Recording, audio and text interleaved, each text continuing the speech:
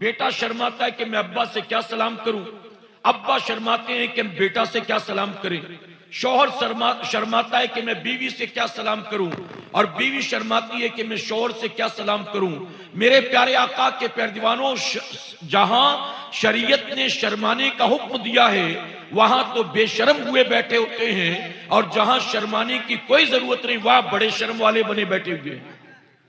जब एक घर के अंदर बेटा, बहू, बेटी, दामाद सब एक साथ बैठे होते हैं और टीवी स्क्रीन के ऊपर सीरियल चल रहा होता है, ड्रामा चल रहा होता है, स्विमिंग पूल का सीन चलता है, सुहागरात का सीन चलता है, जब नाचने गाने का सीन चलता है तो वहां किसी को शर्म नहीं आती। वहां पूरी फैमिली बैठकर हॉल के अंदर देख रही होती, तब शर्म नहीं। और जहां शर्माने की कोई जरूरत नहीं वहां बड़े शर्म वाले बने बैठे होते।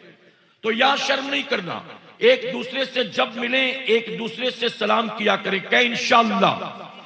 मेरे आका फरमाते हैं अगर तुम चाहते हो अल्लाह तुम्हारे दिलों में एक दूसरे के लिए मोहब्बत पैदा करे तो तुम सलाम को आम करो, यानी एक दूसरे से सलाम किया करो। आका फरमाते जब तुम सलाम को आम करोगे अल्लाह तुम्हारे दिलों में एक दूसरे के लिए मोहब्बत पैदा करेगा।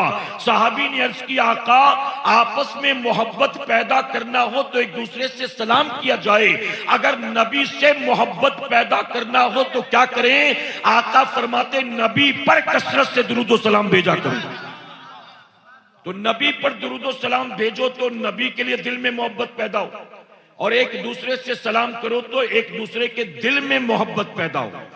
आप देखें, मैं मिसाल देता हूं, आपके गांव का कोई गुंडा, आपके इलाके का कोई दादा है, बदनाम आदमी है, उसे लोग पसंद नहीं करते, लेकिन है मुसलमान।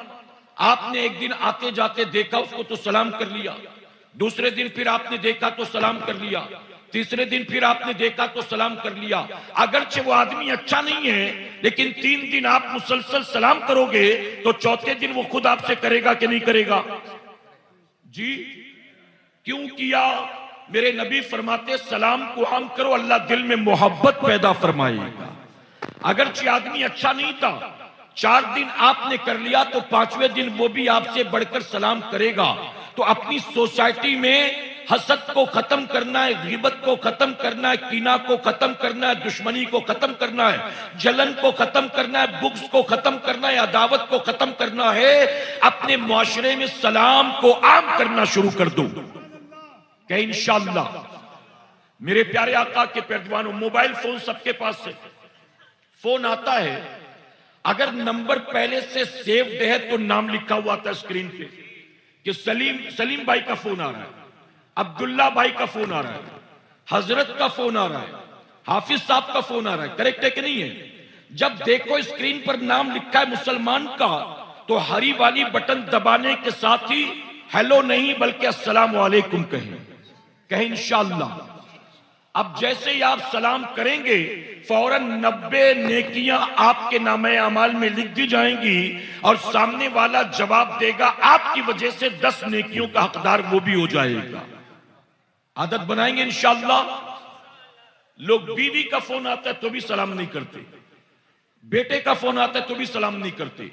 आपकी दुकान में, आपके गैरेज में, आपके कारखाने में, आपके खेत में अगर काम करने वाला शख्स मुसलमान है तो आप उसको सलाम करें, उसका स्टेटस ना देखें, गरीबी ना देखें, नौकर है ना देखें, उसका कपड़ा, रंग, नस्ल, जात ना देखें। अगर मुसलमान है तो आप सलाम करें। आप जितना सलाम करेंगे अल्लाह उतना नेकी भी देगा, बरकत भी अता फरमाएगा, और उसके दिल में इज्जत भी। अब एक मिसाल दूं,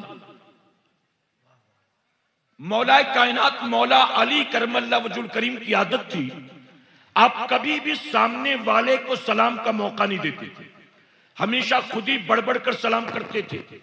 एक मर्तबा एक रास्ते से तशरीफ ला रहे थे, इत्तेफाक से उसी रास्ते पर सामने से सैयदना सिद्दीक अकबर रज़ियल्लाहु अन्हु भी चले आ रहे थे।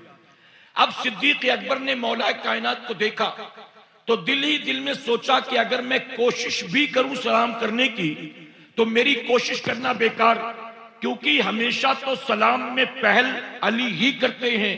तो बाजी तो यही मार लेंगे, मेरा पहल करना कोशिश करना बेकार होगा।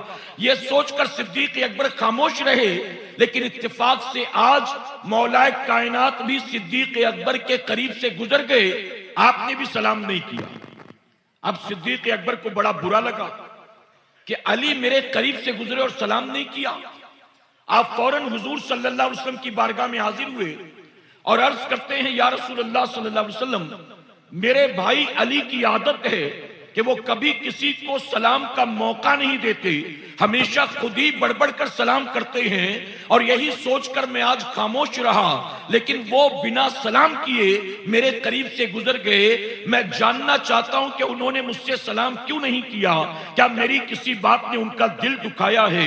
क्या वो मुझसे नाराज हो गए हैं? क्या उन्होंने सलाम क्यों बंद कर दिया? तो जानते मेरे आका ने फौरन हजरत अली को दरियाफ्त किया। मौलाए कायनात तशरीफ लाते हैं, आका फरमाते, अली तुम्हारे खिलाफ तुम्हारे भाई अबू बकर ने मुकदमा दायर किया है, आज बताओ तुमने अपने भाई अबू बकर से सलाम क्यों नहीं किया? तो जानते हो मौलाए कायनात क्या अर्ज करते हैं? अर्ज करते हैं, या रसूल अल्लाह सल्लल्लाहु अलैहि वसल्लम, मेरे भाई अबू बकर ने जो कहा बिल्कुल सही कहा, मैं हमेशा बढ़ कर लोगों से सलाम करता हूं, लेकिन आज मैंने जानबूझकर अबू बकर सिद्दीक से सलाम नहीं किया, और सलाम ना करने की वजह जो है कोई नाराजगी नहीं है, कोई जो है झगड़ा नहीं है, बल्कि दरअसल बात यह है, आज रात में सो रहा था तो मैंने ख्वाब में जन्नत का एक महल देखा, उस महल के दरवाजे पर मेरा नाम लिखा था, और कोई कहने वाला कह रहा था, ऐ अली तू जो मुसलमानों से बढ़ कर सलाम करता है ना, तेरे इस अमल की वजह से अल्लाह ने तुझको जन्नत का ये महल अता कर दिया। आका जब मैंने अपना जन्नत का महल देख लिया तो आज जानबूझकर खामोश रहा, ताकि मेरे भाई अबू बकर बढ़कर मुझसे सलाम कर लें और अल्लाह मेरे भाई को भी जन्नत का महल अता फरमा दे। अब बताओ, एक दूसरे से सलाम करोगे कि नहीं?